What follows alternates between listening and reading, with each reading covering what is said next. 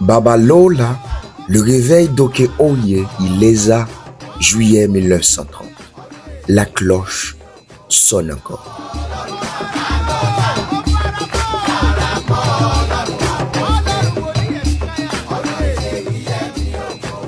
En juillet 1930, la ville tranquille d'Oke-Oye à Ilesa, dans l'ouest du Nigeria, était sur le point d'être frappée par le ciel. Cela commença comme une réunion.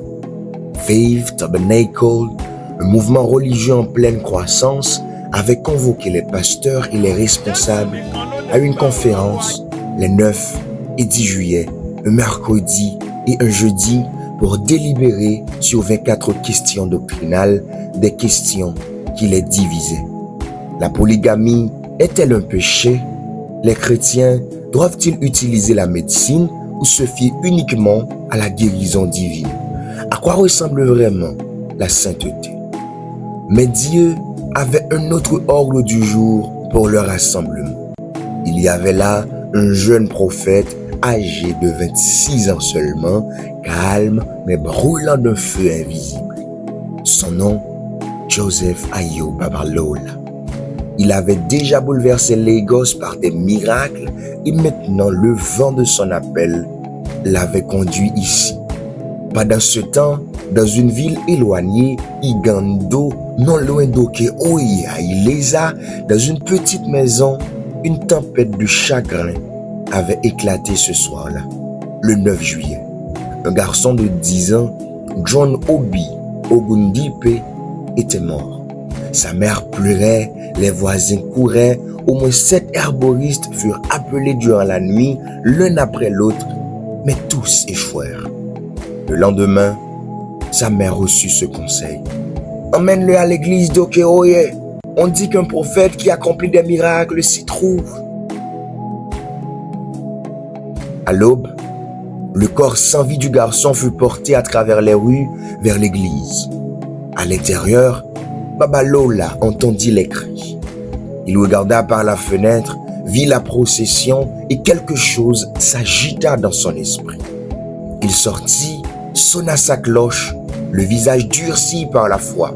« Arrêtez !» commanda-t-il. Il se tint au-dessus du garçon, sonna la cloche de nouveau et pria comme un homme luttant avec le ciel lui-même. Puis il déclara « Reviens à la vie, au nom de Jésus !» La foule retint son souffle, puis un son, un léger éternuement. La poitrine du garçon se souleva, ses yeux s'ouvrirent. La foule éclata en cris, les cris devinrent danses, les danses devinrent chaos. Le garçon était vivant. Les gens couraient dans les rues en criant « Le prophète a ressuscité un mort !» People ran through the streets, screaming, "The prophet has raised the dead." Et ce n'était que l'étincelle. Dans l'après-midi, la nouvelle s'était répandue au-delà d'Igando. Le soir venu, des foules affluaient vers Oke-Oye. Les boiteux se traînant, les aveugles guidés par la main, les malades portés sur des nattes, tous désespérés de toucher l'homme à la cloche, le prophète Joseph Ayo Babalola. Le lendemain, la petite église ne pouvait plus les contenir. Une table en bois grossier fut tirée dehors et transformée en estrade. Babalola y monta, la cloche dans une main, la Bible dans l'autre, priant sur des seaux et des bouteilles d'eau qu'il leur avait demandé d'apporter. Et tandis que les gens buvaient et utilisaient l'eau, les miracles se multiplièrent. Les sourds entendirent, les estropiés coururent, les opprimés hurlèrent alors que les démons s'enfuyaient. Pendant des semaines, le réveil rugit et pourtant les foules continuaient d'arriver. Du Cameroun, du Bénin, du Ghana, du Togo, de la Côte d'Ivoire. Toutes les routes menant à Ilesa étaient bloquées par des voitures, des chevaux et des pèlerins pieds nus. Des dizaines de milliers venus voir de leurs propres yeux. Pendant près de 2 mois, sans interruption, de juillet à août, les collines d'Oke-Oye brûlèrent de gloire. Et quand le feu commença à s'apaiser, il bondit vers d'autres villes, allumant le célèbre réveil d'Ibadan en septembre 1930, conduit par un autre homme de feu étrange, Daniel Orekoya, qui reprit la flamme et la porta plus loin. Le brasier ne pouvait être contenu. Pourtant, Babalola, debout sur cette estrade en bois, regardant la mer sans fin de visage, parla de quelque chose d'encore plus grand.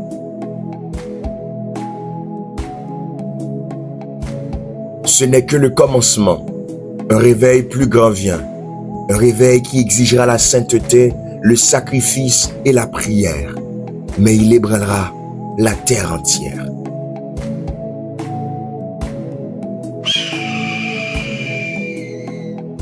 Et maintenant, exactement 95 ans plus tard, la cloche sonne à nouveau. Le ciel cherche de nouvelles mains pour la porter. Toi aussi, tu es un agent de réveil. Toi aussi, tu as l'appel. Le ciel t'attend pour que tu portes la puissance de Dieu pour les signes et les prodiges, encore une fois, dans ta génération. Non pas seulement pour parler ou prêcher, mais pour des résultats indéniables. Cela ne viendra que par la prière, le jeûne et une vie de sainteté. Tu as déjà perdu assez de temps. Et si Babalola n'avait jamais répondu à l'appel, oui, lui aussi t'attend. Les saints dans le ciel t'attendent pour que tu achèves les œuvres qu'ils ont commencées, pour que tu reprennes le flambeau du réveil qu'ils ont laissé tomber. Une nouvelle vague de réveil est là. Réponds à l'appel, soldat. Réponds à l'appel.